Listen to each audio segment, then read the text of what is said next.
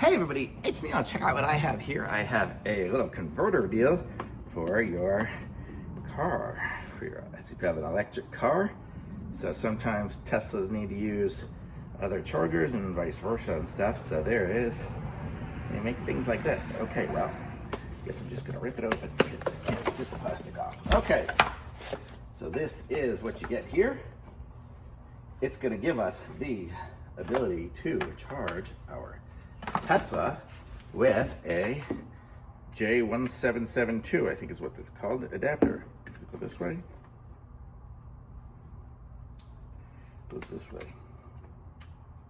Oh, there we go. Okay, got it plugged in. And now I don't need this bottom section here. This is for if you're in that with super fast ones. I don't have super fast. Okay, and then you just will go there and plug it in and charging. Pretty basic, pretty easy. And it says charging complete right now because I'm already at 80%.